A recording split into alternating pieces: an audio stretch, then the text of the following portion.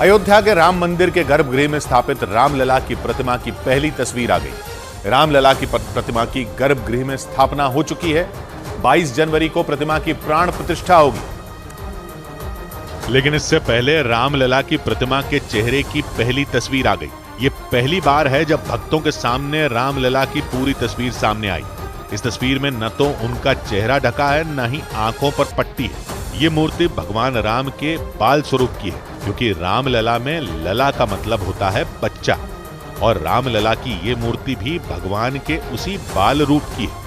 कर्नाटक के मूर्तिकार अरुण योगीराज ने रामलला के चेहरे पर वही मासूमियत और भोलापन दिखाया, लेकिन राम के बाल स्वरूप में भी चेहरे पर तेज की कोई कमी नहीं थी। इससे पहले रामलला की पूरी तस्वीर किसी ने नहीं देखी थी, क्योंकि प्रतिमा को कड़ी सुरक्षा के बीच मंदिर के गर्भगृह तक पहुंचाया गया।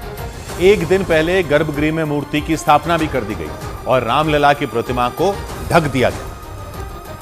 और अब भक्तों को रामलला के इस रूप के दर्शन 23 जनवरी को होंगे।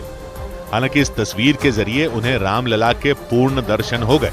मंदिर में स्थापित रामलला की मूर्ति बहुत खास है। इसकी जो तस्वीर आई उसमें प्रतिमा के बीच में रामलला धनुष बाण लेकर खड़े हैं और किनारे पर भगवान विष्णु के 9 अवतारों को दिखाया गया। कलयुग में अवतार लेने वाले कल्कि की भी झलक दिखाई गई।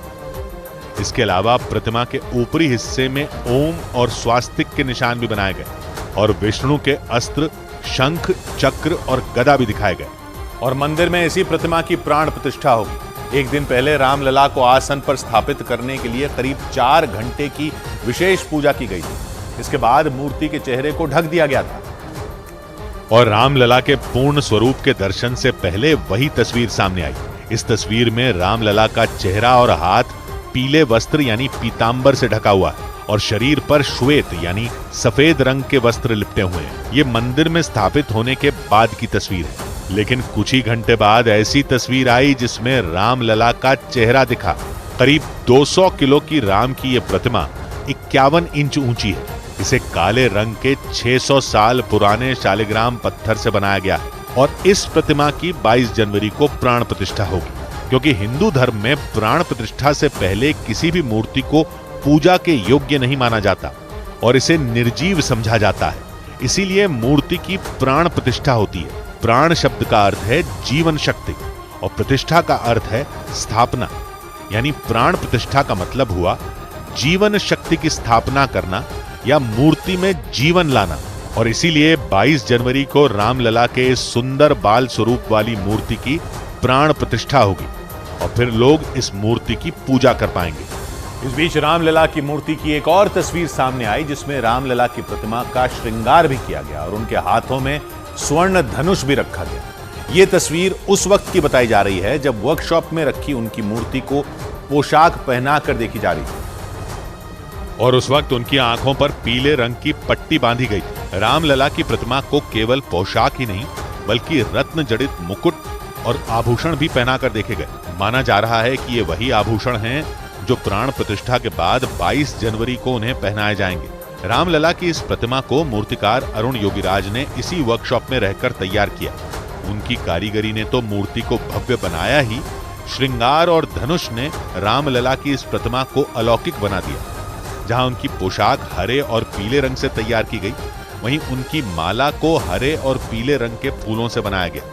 और अयोध्या में प्राण प्रतिष्ठा के लिए चल रहे अनुष्ठान के चौथे दिन यज्ञ अग्निकुंड की स्थापना की गई। इसके लिए मंदिर में कई अग्निकुंड बनाए गए और वहां विशेष पूजा की गई।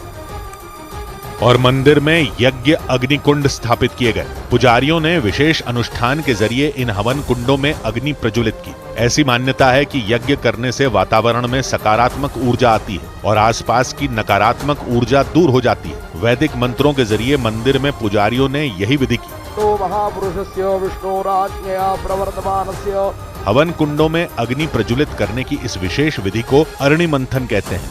अरणि का मतलब होता है लकड़ी और इस विधि में अग्नि मंत्र का उच्चारण करते हुए लकड़ी से अग्नि को प्रकट किया जाता है, फिर उसी अग्नि में हवन किया जाता है। मान्यता है कि ऐसा भगवान विष्णु और 33 करोड़ देवी देवताओं को प्रसन्न करने के लिए किया जाता है। अरणि मंथन विधि के साथ अयोध्या में चौथे दिन का अनुष्ठान शुरू हुआ और इसके बाद नवग्रह की स्थापना की गई। इसके अलावा मंदिर में वास्तु शांति के लिए भी पूजा की गई। इससे एक दिन पहले रामलला की मूर्ति को गर्भगृह के आसन पर स्थापित किया गया था।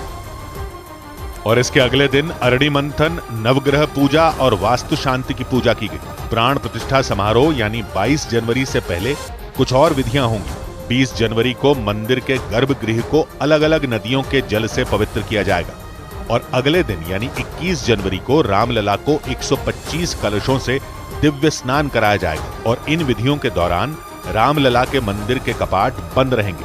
लेकिन प्राण प्रतिष्ठा के अगले दिन यानी 23 जनवरी को मंदिर के कपाट खोल दिए जाएंगे। इसके बाद आम लोग मंदिर में जाकर रामलला के दर्शन कर सकते हैं। लेकिन इससे पहले के 3 दिन यानी 20, 21 और 22 जनवरी को मंदिर के कपाट आम लोगों के लिए बंद रहेंगे। आम लोगों के लिए 20, 21 और 22 रामलला के कपाट बंद रहेंगे। यानी अगले 3 दिन तक अयोध्या में रौनक तो लगेगी, लेकिन मंदिर के अंदर जाने के लिए भक्तों को थोड़ा इंतजार करना होगा, क्योंकि प्राण प्रतिष्ठा बाकी है और प्राण प्रतिष्ठा होते ही अगले दिन भव्य और दिव्य मंदिर को खोल दिया जाएगा और आम लोग राम के बाल रूप के दर्शन कर पाएंगे।